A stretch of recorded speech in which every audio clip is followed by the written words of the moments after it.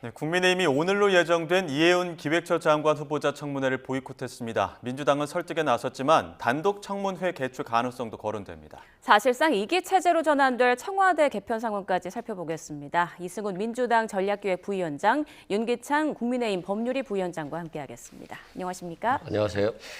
먼저 이해운 장관 후보자 청문회가 이제 한 10분 남았는데 앞서 국회 연결했을 때도 기자가 아직도 상황을 지켜봐야 된다고 얘기했거든요. 어떻게 되는 겁니까?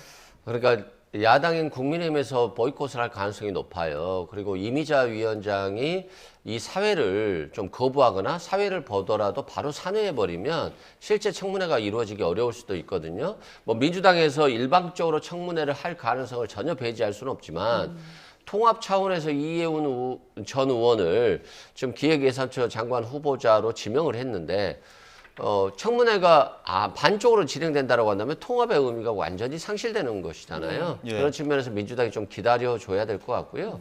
국민의힘 입장에서도 굉장히 부담스러웠던 것 같아요. 자신들이 5번이나 공천 준 사람인데 청문회에 나와서 당신같이 장관이 되지 못하고 수사받아야 될 사람이 어떻게 청문회를 하냐라고 엄청난 비난과 공격을 퍼붓을 거 아니겠습니까? 근데 그게 어떻게 보면 지금까지 너희들은 이것조차도 검증을 못했냐라고 그 비난이 자신에게 날라올 수도 있거든요. 그리고 두 번째로는 말로는 비판을 하지만 속으로는 한 20년 가까이 같이 한 사람들 아닙니까? 그랬던 사람에게 굉장히 공격적으로 공격하기도 좀 부담은 있을 거예요. 예. 이런 측면에서 아마 보이콧을 한다는 것 같은데 이 보이콧이라는 게 정당하다기보다는 그냥 회피형, 그냥 어떻게 해서든 이 위기를 차라리 보이콧을 해서 자신에게 명분을 가져가겠다라고 하는 것인데 좀 너무 정치 계산적으로 하고 있는 것이 아닌가 싶습니다. 네, 또 조금 전 저희 취재 기자가 전한 내용을 보면 오늘 개인은 하고 바로 정회하는 그런 쪽으로 생각하고 있다. 이런 가능성도 얘기가 나오더라고요. 그러니까 민주당의 청문회 단독 개최를 막기 위한 거죠. 그러니까 저희가 뭐 국회법에 보면 만약에 그 개회를 거부하거나 위원장이 그다음에 의사진행 과정에서 거부나 이렇게 할 경우에는 그 간사가 할 수 있거든요, 민주당에. 예. 그래서 그걸 막기 위함이고 그 변호사님 말씀처럼 이게 진영의 문제는 아니에요. 그러니까 첫 번째는 국회에 책무를 져버린다라고 하는데 오히려 부적격자를 임명케 하는 그 과정에 협조하는 것이 국회 책무를 져버리는 거예요. 그래서 국민의힘 입장에서 보면 참석만 안 해도 되지만 실제 이 청문회 자체를 오히려 열리지 않음으로써 대통령께 최대한의 어필을 하는 것이 맞겠다라고 판단하는 거죠. 왜냐하면 그만큼 부적격하다고 보는 거예요. 그다음에 그 국민의힘 입장에서 보면 이게 만약에 어떤 메리트가 있어야 돼요. 예컨대 지금 이재명 정부의 확장 재정 정책을 견제할 수 있는 어떤 정책 기조를 유지한다면 이해운 후보자가 그러면 국민의힘 내부에서도 레드팀을 가동하는 차원에서 괜찮을 것 같다. 여러 가지 논란에도 불구하고 이런 어떤 실용적인 측면에서 접근할 수가 있는데 지금 이해운 후보자가 서면 그 답변 내용에 보면 이재명 정부의 확장 재정 정책에 동조하는 듯한 내용들이 있어요. 그렇다면 굳이 이해운 후보자가 들어가서 할 일이 없다 이거죠. 어차피 이재명 정부는 그 재정 확정 기조를 유지하기 위해서 기획예산처를 만들어서 재정권을 갖고 왔잖아요. 그래서 그걸 막고자 함으로써 레드팀을 가동한다. 처음에 민주당 내에서도 이런 의미가 있었거든요. 근데 이것도 지역화폐 찬성하죠. 그다음에 소비 쿠폰 이게 뭐 경제 마중물이 된다 이렇게 또 평가하시죠. 기존에 본인이 했던 긴축재정과 관련된 입장을 바꿨단 말이에요. 그러면 가서 역할이 없다. 두 번째는 통합의 의미가 있다. 아니 본인이 어떤 이전에 있었던 정치 진영에 가담했다고 해서 통합의 역할이 있는 게 아닙니다. 통합의 의미가 살리려면 국민의힘이 찬성을 해야 되는 거예요. 그 인사에 대해서 우리도 그 인사가 가는 것이 바람직하다고 본다. 이래야지만 통합의 의미가 살아서 가는 것이지. 지금 뭐 변색하고 염색해서 가는 것이 통합입니까? 저는 그렇지 않다고 보고 마지막으로 진영에 따른 의미, 대통령께서 생각했던 통합 인사의 의미 이런 걸 떠나서 인사의 의미가 없다는 거예요. 그러니까 상식적인 기준에서 볼 때 이분이 여러 가지 의혹의 중점이 있습니다. 그중에 일부는 억울한 것도 있을 수 있겠죠. 또는 해명을 저희가 입증하지 못하는 것도 있는데 지금까지 밝혀진 것만 놓고 보더라도 이게 적정하냐? 이 부분에 대해서는 저는 개인적으로 상식적 기준에 비춰볼 때 부적격이라고 보는 의견이 많다고 봐요. 그렇다면 민주당도 막아야 되는 거죠. 그러니까 대통령이 한 인사라고 해서 무조건 찬성하는 것이 국회의 책무를 이게 따라가는 겁니까?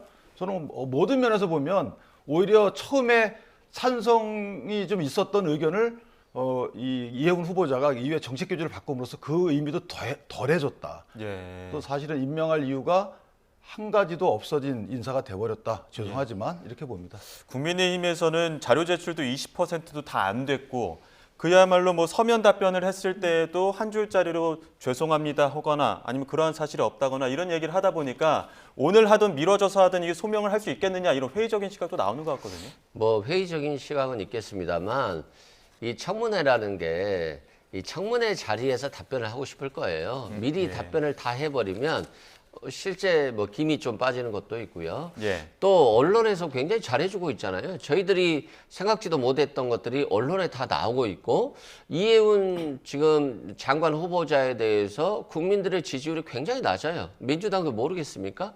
그렇지만 통합 차원에서 추천한 인사를 청문회도 거치지 하지 않게 하면서 지명을 철회한다? 청와대로서는 쓸 수 없는 카드죠. 그리고 민주당 입장에서도 뭐 호락호락 이해훈 후보자를 장관으로 만들어주려고 그렇게 방언을 하지 않을 거예요. 비판할 건 비판하고 해명 들을 건 들었고 그리고 나서 판단하려고 하는 것이지 뭐 국민의힘이 반대하는데 무조건 우리는 이 청문회를 통해서 후보자를 통과시킨다? 이런 생각은 저는 없는 것으로 알고 있거든요. 예. 그래서 국민의힘은 지금 엄청나게 많은 자료를 갖고 있어요. 아니 본인의 정당에서 5번 공천을 받았고 기간으로만 따지면 20년이에요. 그러면 20년 동안 이해훈 후보자가 공천 후에서 많은 자료를 제출했거든요. 예. 그리고 이해훈 후보자의 보좌진들이 몇 명 있었습니까? 엄청나게 많은 사람들이 이해훈 의원에 대해서 잘 알고 있어요. 그러면 그 어떤 장관 후보자보다도 더 많은 자료를 국민의힘이 이미 갖고 있기 때문에 저는 뭐 자료가 없어서 청문회를 보이콧하겠다. 이건 뭐 어불성설인 것 같고요. 자당의 전직 국회의원, 지역위원장을 공격하는 것이 정치적으로 자신들에게 예. 부위원장님 잠시만요. 네네. 지금 김병기 의원이 긴급 기자회견이 있어서 잠시 연결해 보겠습니다.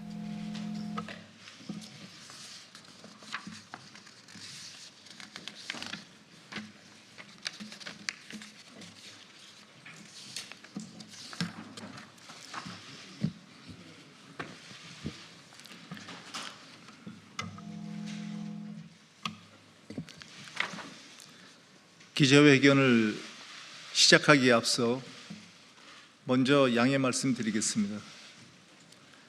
기자 여러분들께서 잘 아시다시피 저는 현재 경찰 수사를 받고 있습니다. 그 관계로 오늘은 회견 이후 별도의 질의응답은 갖지 못한다는 점을 미리 양해 말씀드립니다. 김병기입니다. 지금 제 마음은 허벌판에 홀로 서 있는 심정입니다. 그러나 이 상황을 두고 누구를 탓하거나 누구를 원망하지 않습니다.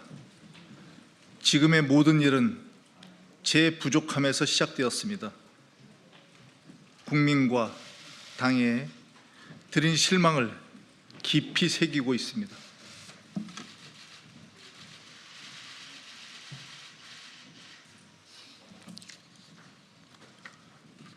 그동안 저는 제명을 당하더라도 스스로 당을 떠나는 선택은 하지 않겠다고 말해왔습니다.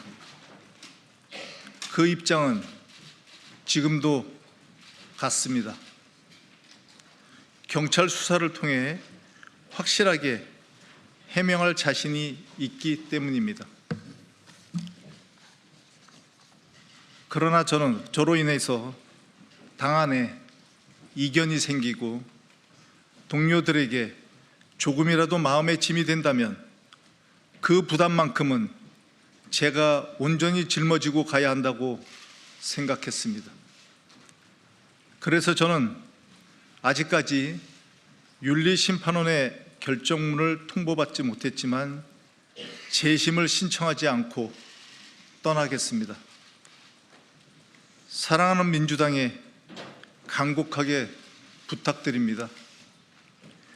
제가 재심을 신청하지 않은 상황에서 제명을 처분한다면 최고위원회의 결정으로 종결하는 방안을 검토해 주십시오. 굳이 의원총회 추인을 거치면서 선배, 동료, 후배 의원 여러분께 조금이라도 마음의 부담을 지우고 싶지 않습니다.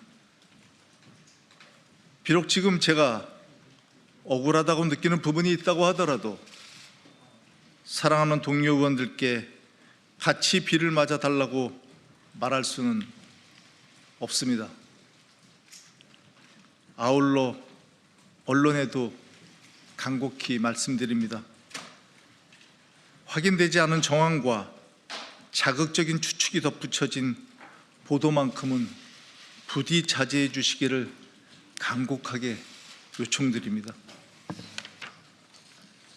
경찰 수사는 이미 신속하게 진행되고 있습니다. 그 결과가 나올 때까지 차분히 지켜봐 주시기를 부탁드립니다. 의혹이 사실이 아님을 입증할 자료는 준비되어 있습니다. 실체적 진실은 반드시 드러날 것입니다. 충실히 조사를 받고 관련 증거를 모두 제출해서 무죄함을 입증할 것입니다. 저는 이재명 정부의 탄생을 함께 했습니다. 제가 어디에 있든 이재명 정부의 성공을 위해 무엇이든 하겠습니다. 모든 의혹을 온전히 씻어내겠습니다. 다시 돌아와 인사드리고 더 낮은 자세로 국민과 당을 위해 일하겠습니다. 경청해 주셔서 진심으로 감사드립니다. 고맙습니다.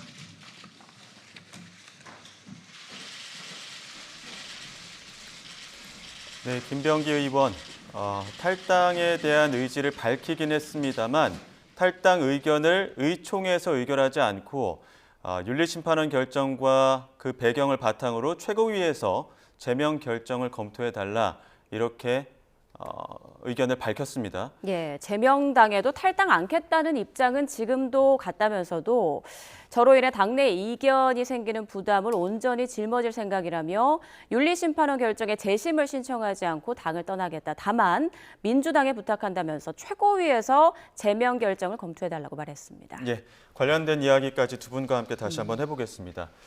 어떻게 판단해야 되는 겁니까? 그러니까 의총에서 의결하지 않고 지금 최고위에서 의결해달라, 제명 결정 검토해달라, 이건 어떤 의지인 겁니까? 그러니까 김병기 전 원내대표가 당헌 당규를 다 검토하고 나왔을 것으로 보여지고요. 자신에 대한 문제를 동료들에게 맡겨서 예. 이것에 대해서 결정을 하는 경우에는 또 부담감이 있을 수 있잖아요, 동료들에게. 예. 그래서 자신이 윤리심판원의 제명 결정에 대해서 재심하지 않고 그냥 받아들이겠다라고 하는 것이니까 결국에는 제명이 결정되는 건데 그 절차를 의원총회에서 의원들이 제명이 맞냐 안 맞냐 이렇게 따지는 것보다는 그냥 최고위에서 결정해서 그 처분이 그대로 이루어졌으면 좋겠다. 라고 하는 그런 의미로 저는 보여지고요. 아직도 자신의 뜻은 제명이라든가 탈당 자체를 선택하지 못하겠다는 그 의사에는 변함이 없습니다만 당에 부담을 주기 싫다는 것이거든요.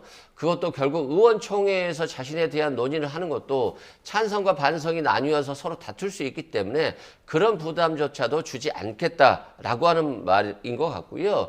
차분히 지켜봐달라라고 했잖아요.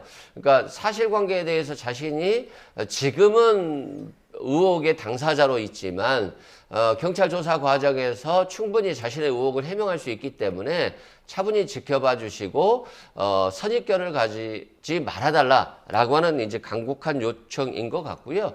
모든 의혹이 해명돼서 자신의 잘못이 없는 것으로 판명된다라고 한다면 다시 당으로 돌아올 수 있는 기회를 달라는 그 말을 끝으로 이렇게 하는 거 보면 아직까지는 지금은 당에 부담을 주기 않기 위해서 떠나지만 경찰 조사에 임해서 자신이 무혐의를 입증할 자신이 있다. 뭐 이런 취지의 기자회견으로 보여집니다.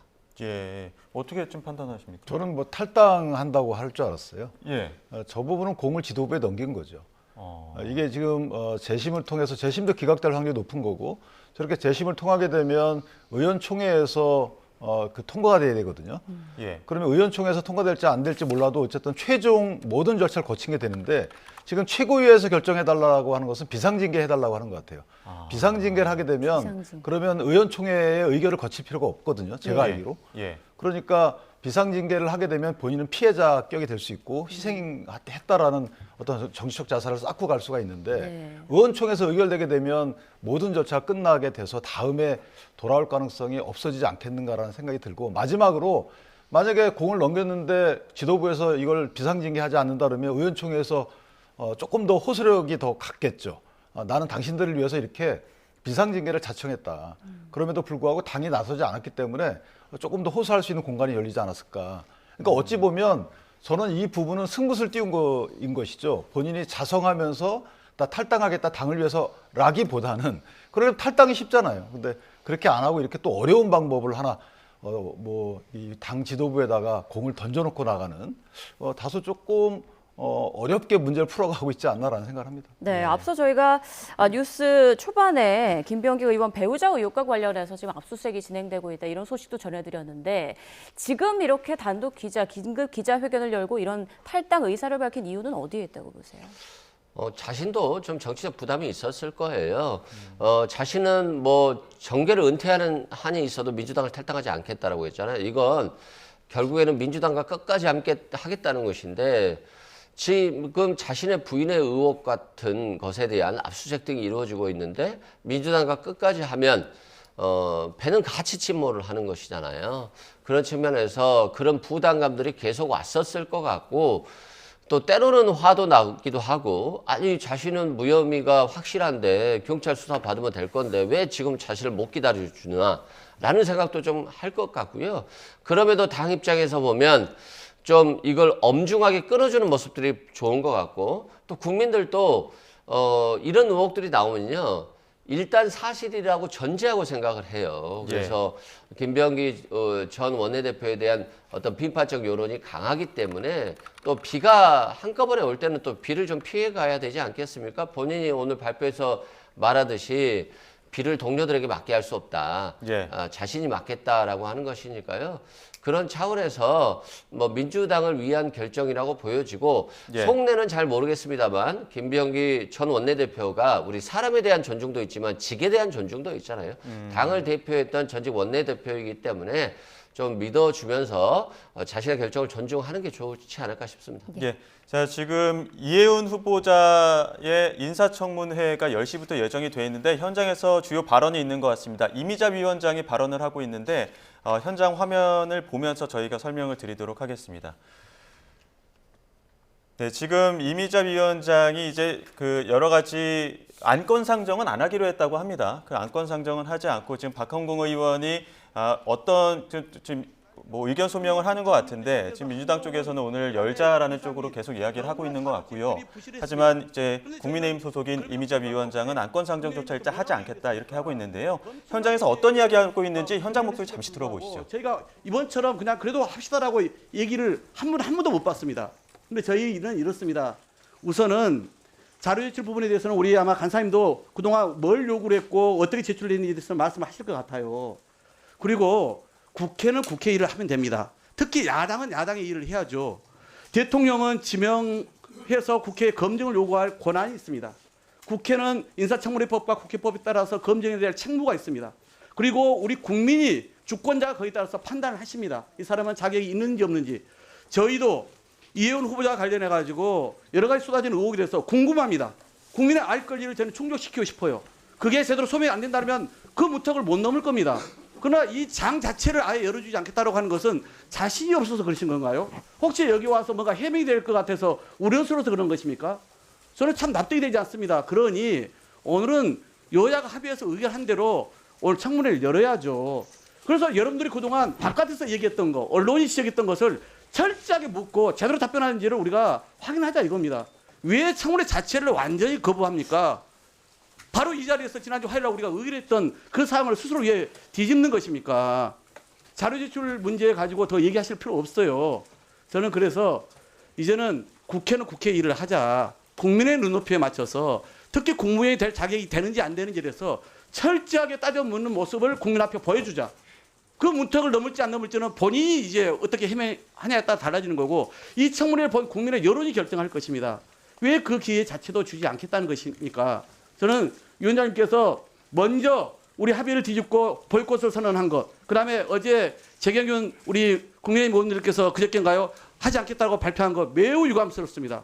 어떻게 앞으로 우리 재경윤을 운영하려고 이렇게 일방적으로 자, 제가 박홍근 의원님께서 질의하신 부분에 대해서 위원장님께 물은 데 대해서 말씀드리겠습니다. 뭐 박홍근 위원장님께서 뭐 그렇게 막 열을 내서 말씀하시니까 그렇다라고 해서 말씀을 함부로 하시지 마십시오. 저는 재정경제기획위원장으로서 우리 재정경제기획은혜가 품위 있게 진행되길 바랍니다. 자, 우선 먼저 본 위원장으로서 지난번에 그렇게 얘기했던 분은 어떻게 검증하겠다는 국회의원을 고발하겠다고 합니까? 후보자가 고발하겠다라고 하니까 이건 아니지 않습니까? 그래서 청문회 열 가치가 없다고 생각했습니다. 두 번째, 그리고 그 후에 했잖아요. 그 후에. 자, 그다음 두 번째, 자료 제출권에 대해서 말씀드리겠습니다. 이게 지난번 회의에서 의결했던 그 속기록입니다. 속기록에 보게 되면은 사실 1월 19일 날 오늘 그 양당 간사 간의 청문회 협의가 이루어지지 않고 합의에 이르지를 못했었어요. 그 과정 속에서 우리 그 여당 간사께서 노력하셔서 자료 제출에 대해서는 성실하게 임하겠다라고 말씀을 하셨고 또 그와 관련돼서 양해가 좀 이쪽에서 또 됐고 야당에서도 그래서 그러면 서로 이 합의가 안 되면 안 될 것 같으니까 제가 그래서 그렇게 했습니다. 그러면 자료 제출이 성실하게 제출될 수 있도록 해야 된다. 그렇지 않다라고 한다면 일정을 변경할 수도 있다라고 분명히 여기 이렇게 해놨습니다. 그래서 이와 관련돼서 오늘 논의를 하면 되는 것이고 그리고 청문회를 지금 뭐 안 늘겠다 그런 건 아니지 않습니까? 그냥 아까 말씀하신 대로 일단 검증하겠다는 국회의원을 고발한다라고 하니 제가 위원장으로서 그런 부분은 묵과할 수 없기 때문에 분명히 제가 그에 대해서 의사표현을 했던 것이고 또 어젠가요? 국민의힘 간사께서 거기에 대해서 인터뷰 그 해놓으신 내용이 있던데 거기에 대해서는 의사진행 반응을 통해서 한번 들어보겠습니다. 박성희 의원님, 하십시오. 아직 상정이 안 됐지 않습니까? 아, 제가 지금 상정을 안 했지 않습니까? 자, 박수영 간사님, 하십시오. 박수영 간사님 하십시오. 예. 자, 박수영 간사님 얘기 좀 들어볼게요. 김영진 의원님, 제가 발언권 받았으니까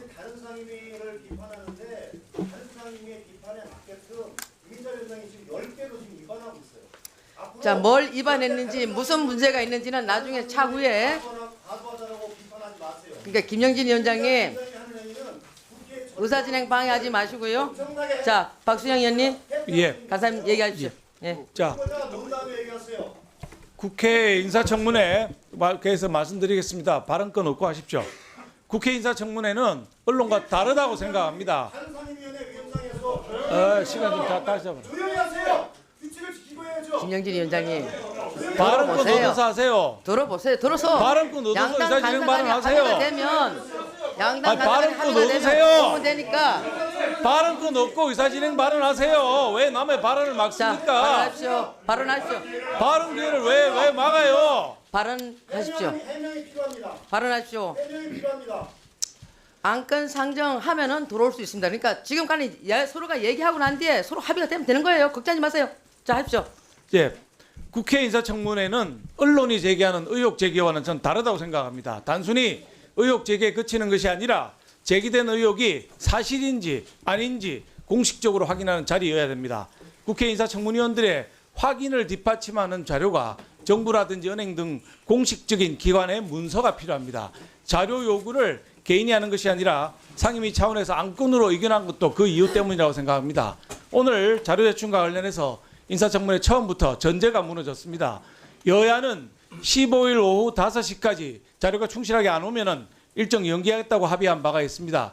애초에 자료 요구는 청문회 7일 전까지 해야 되기 때문에 오늘이 아니라 20일에 청문회를 열어야 했지만은 여당에서 반드시 자료를 제출하겠다고 약속을 해서 오늘 청문회를 열기로 한 겁니다. 근데 약속했던 15일 오후 5시까지 제출된 답변은 전체 15%에 불과했습니다. 버티기로 일관하던 후보자 측이 어제 저녁 9시가 다 돼서야 일부 추가 자료를 냈는데 생색내기에 불과한 부실투성이었습니다. 보좌진에 대한 고성과 갑질 의혹도 위중하지만은 청년들 분노를 유발하는 불법 증여, 로또 아파트 부정 청약, 기타 새 아들과 관련한 부모 찬스 등에 대해 후보자 측이 제출한 자료는 검증이 불가능한 수준이었습니다. 자, 제가 구체적으로 자료 말씀드리겠습니다. 2011년 배우자가 장남과 차남에게 증여한 현금에 대한 증여세를 가족이 대신 납부했다는 의혹을 받고 있는데 왜 금융거래 내역을 내지 않습니까? 2016년부터 18년까지 고리대입업체 비상장 주식을 샀는데 이걸 연도별로 증여세를 얼마나 냈는지 또 가족 간 금융거래는 없었는지 이걸 확인해야 되지 않겠습니까? 2021년 장남과 차남이 할머니에게서 매입한 마포상가 대금 2억 원, 이 무슨 돈으로 샀는지 가족 간 주고받은 건 아닌 건지 내라고 하는데 내지 않고 있습니다. 2016년과 21년에 할머니가 후보자 세 아들에게 증여한 KSM 비상장 주식 31억 상당인데 구체적으로 연도별로 얼마나 배당이 됐는지, 증여세 자금은 누가 냈는지, 가족 간 금융거래를 통해서 낸 거 아닌지 수많은 자료를 요구했는데 하나도 안 내고 있습니다. 또 세 아들은 거액 증여를 받을 당시에 학생이거나 미취업자였습니다. 단순히 증여세 납부 문제가 아니라 냈다면 누가 냈는지를 확인해야 되는데 부모 찬스로 대납한 것이 아닌가 싶은데 왜 안 내는 겁니까? 자료를 내야 될 거 아닙니까? 자, 새 아들이 냈다고 주장을 하고 있는데 새 아들의 주식 자산이 8,150배가 늘 동안에 개인간 예금은 줄지 않았는데 왜 개인정보를 이유로 이런 걸 내지 않는 겁니까? 100억 로또 아파트도 마찬가지입니다. 로또 아파트 공급 계약 36억 7,800만 원, 35%에 해당하는 12억 9천만 원에 증여를 한다고 계약서를 썼는데 5억 4천만 원만 또 증여했다는 건 무엇이며 누가 그 돈을 냈는지 세금은 제대로 냈는지 내야 되지 않겠습니까? 자금 조달 계획서 원본 왜 안 내는 것입니까? 뭐 그 밖에 또 여러 가지가 지금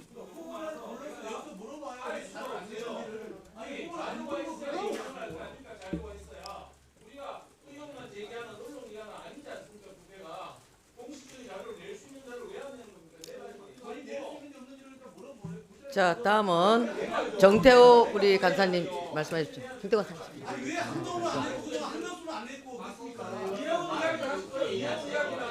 정태호 간사님 말씀해 주시기 바랍니다. 정태호 간사님과 그 박수영 간사님 간에 서로 합의했던 내용 저도 들은 바 있고 그 자리에 있었습니다. 그러니까 정태호 간사님께서 말씀해 주시기 바랍니다.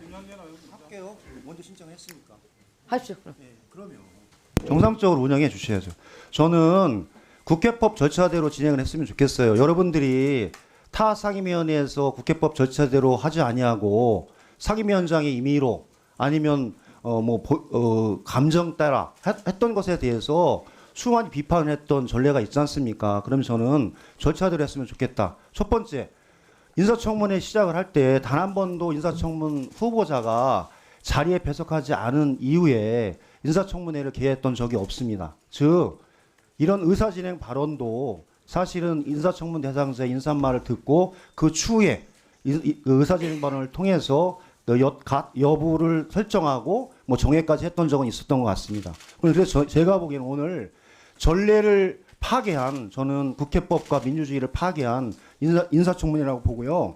자료 제출 여부에 대해서 말씀해 주셨는데 26가지 자료 제출 요구를 했지 않습니까? 그 중에 추가적으로 미제출 자료에 대해서 얘기를 했는데 26개 중에 19가지는 제출 가능으로 얘기를 했고 순차적으로 제출을 하고 있어요. 그러니까 현재 73%가 제출이 됐어요. 일례로 안 된 것은 뭐냐면 금융기관 입출금 내역 일체.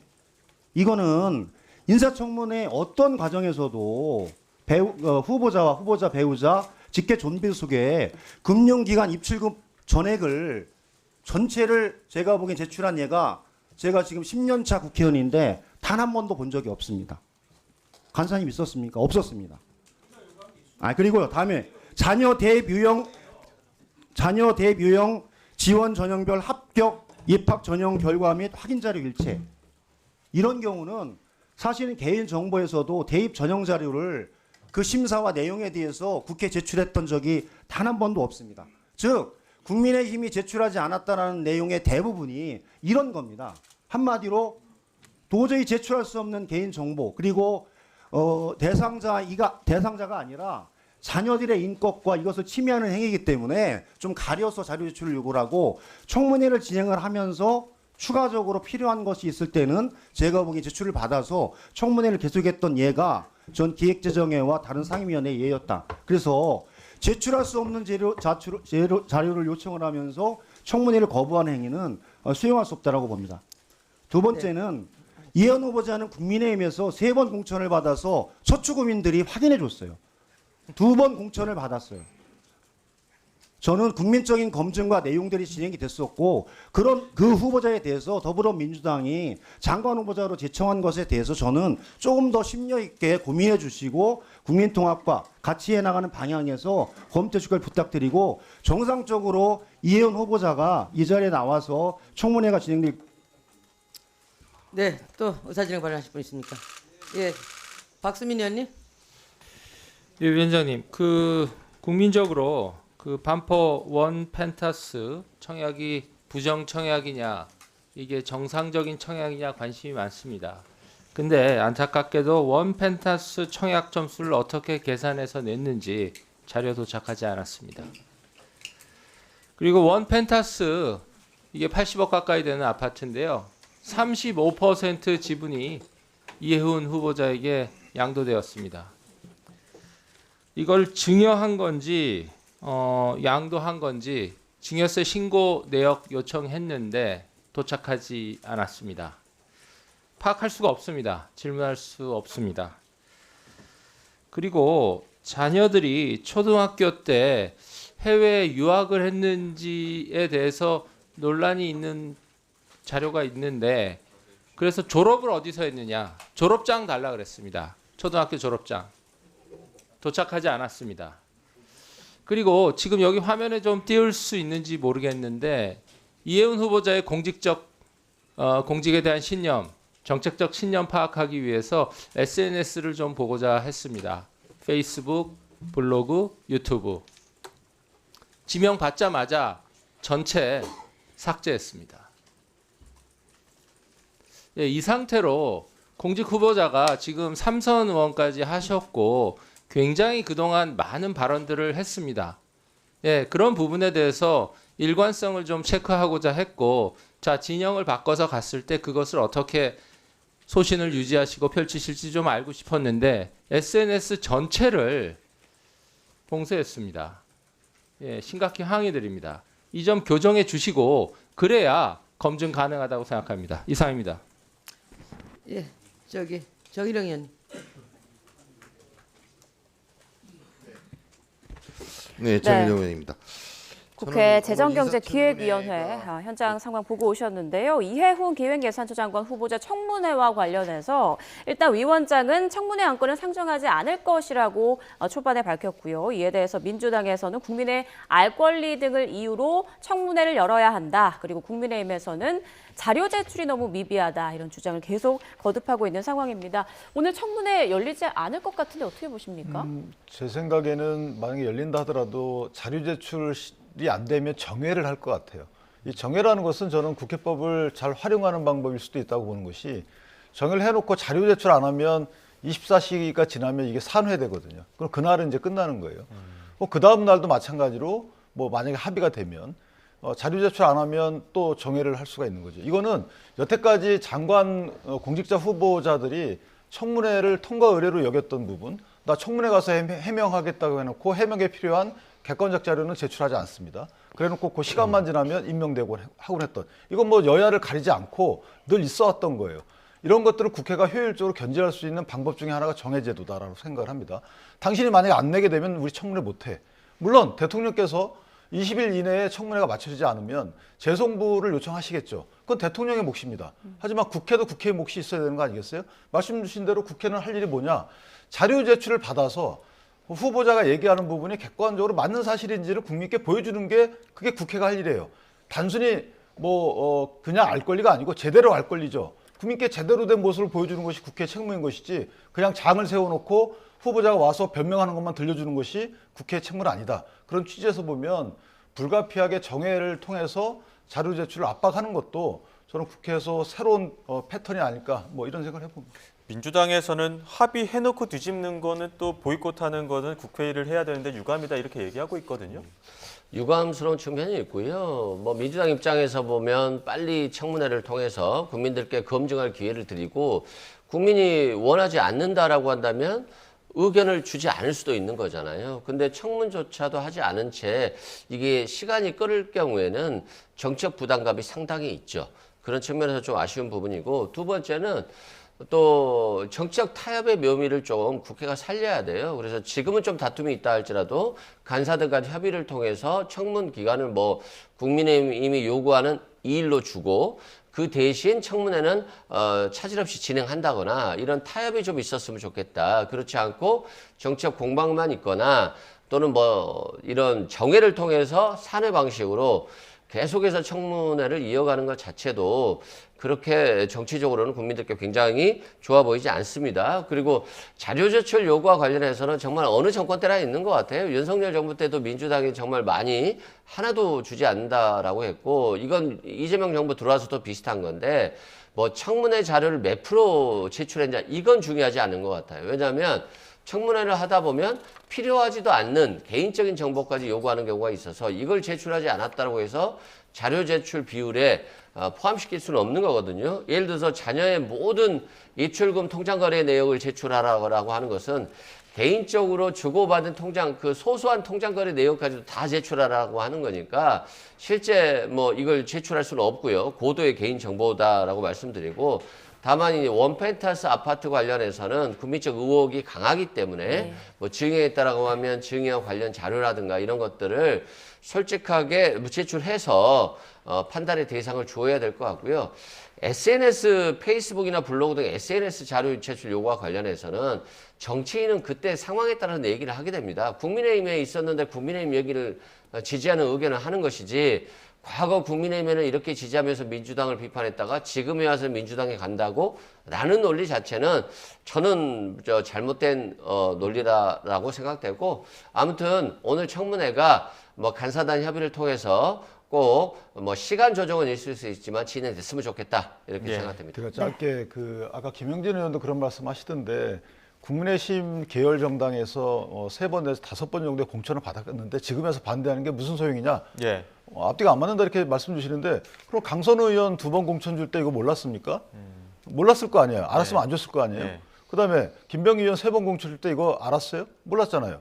그럼 먼저 이거에 대해서 자비판하고 나서 그렇게 얘기를 하셔야지, 저런 식으로 궤변을 늘어놓으면서 하는 이 청문회가 오히려 저는 진영의 입장에 따라서 뭔가 옹호하는 듯한 느낌이 있어요. 그런 말씀 하지 마시고 제대로 국민적 시각에서 국회의 의무를 다하는 그런 청문회가 됐으면 좋겠습니다. 네, 자 이혜훈 후보자 청문회와 관련해서 또 현장에서 들어오는 내용이었으면 저희가 속보로 전해드리겠습니다.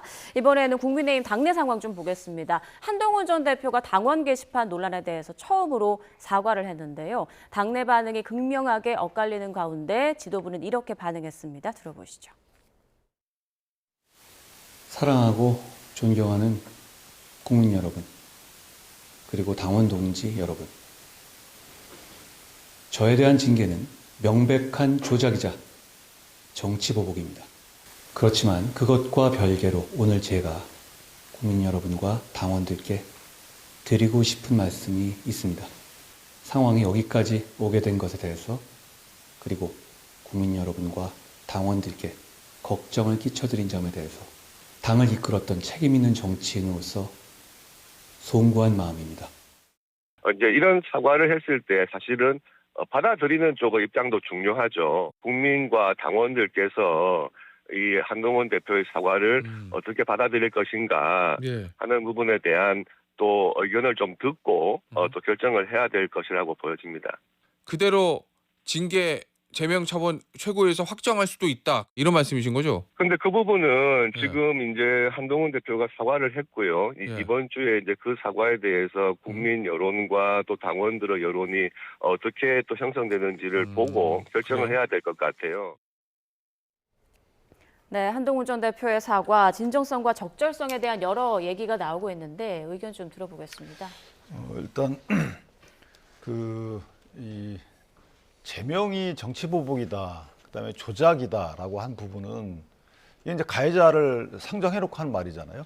이 부분 관련돼서 본인은 피해자다라는 건데 피해자가 사과하는 경우는 없죠. 그러니까 이게 앞뒤 문맥이 안 맞다는 겁니다. 당원 게시판 논란에 대해서 자, 조작이면 어디까지가 이 사실과 다르고 여기까지는 사실이고 그 사실 부분에 대해서 나는 좀 유감 표명을 하고 그다음에 조작, 사실과 다른 부분을 기초로 해서 일어난 제명에 대해서는 또 유감 표명하고 이런 식으로 분리해가지고 각각 행위에 대해서 어떤 입장을 밝혔어야 되는데 이걸 뭉뚱그려서 하다 보니까 이걸 만약에 국민의힘 지도부가 듣게 되면 이거 당신들은 가해자고 조작의 주체, 정치보복의 주체, 나는 피해자고 이런 꼴이 되잖아요. 그러니까 이게 사과의 효과가 극대화되는 사과 형태는 아니다라는 생각이 들어서 온전한 형태의 사과 아닌 부분이 좀 아쉬워요. 그래서 개인적으로 보면 이 부분은 오히려 지도부의 정치적 공간을 닫히게 하는 듯한 느낌이 들어서 이 부분은 사과의 원래 의미가 좀 퇴색됐다는 생각이 들고요. 이제는 그 한 전 대표가 장동혁 대표의 단식 현장에 가는 것도 나쁘지 않겠다라는 생각을 합니다. 가서 서로 간의 신뢰 회복을 통해서 뭔가 정치적 해법을 모색하고 내가 당신을 가해자로 지목한 게 아니야라는 식의 어떤 메시지를 행동으로 보여주는 게 필요하지 아마 그런 의도로 제가 말한 취지로 읽힐 수 있도록 들릴 수 있도록 한 사과는 아닐 겁니다. 그렇다면 듣는 사람의 입장에서 보면 그렇게 들릴 수도 있기 때문에 그 부분은 시간이 지나기 전에 차단하는 게 맞지 않겠는가 이런 생각입니다. 공은 다시 당 지도부로 넘어간 상황인데 어떻게 좀 판단이 나올까요? 아무튼 참 정치 어렵게 해요. 이분들은 윤석열 전 대통령과 한동훈 전 대표가 그렇게 끊임없이 싸우다가 파국으로 가던데 지금은 장동혁 대표라고 또 저렇게 싸우고 있잖아요. 그래서 좀 한심하다 이런 생각이 들고요. 한동훈 전 대표가 저도 좀 진심 있게 사과를 하면 좋겠다 이런 생각을 했어요. 뭐 자신이 안 한 부분도 충분히 저도 있을 거라고 믿어져요. 그럼에도 불구하고 당이 결국 파국으로 가는 걸 막기 위해서 사과를 하는 게 좋겠다라고 하는 것들이 많은 사람들의 생각이었는데 사과를 한 건 참 잘했다. 근데 서두에 명백한 조작이자 정치보복이다라고 한다면 지금 장동혁 대표가 명백히 조작된 사건을 가지고 정치보복하고 있다는 거잖아요. 그럼 이건 사과라고 보기 어렵죠. 그런 측면에서는 지금 한동훈 전 대표도 만약에 이게 제명으로 가면 어쩔 수 없이 당을 나와서 무소속 출마하겠다라고 하는 명분을 좀 갖는 것 같고요. 만약에 이게 이제 장동혁 대표가 이 사과를 받아들여서 정말 경고에 그친다라고 한다면 통합으로 가겠죠. 근데 다시 뭐 당원권 정지라든가 이런 거 하면 이번 총선은 보궐선거 나갈 수 없는 거잖아요. 그래서 파국을 막을 수 없어서 두 분 다 좀 속이 좁은 거 아닌가라는 생각이 들고요. 앞으로 국민의힘이 속으로는 헤어질 결심을 하면서 겉으로는 마치 조금씩 자신들이 양보하는 것처럼 하잖아요. 이건 자신들의 명분을 갖기 위한 것이지 통합으로 가는 건 아니거든요. 장동혁 대표도 재심을 받아주겠다.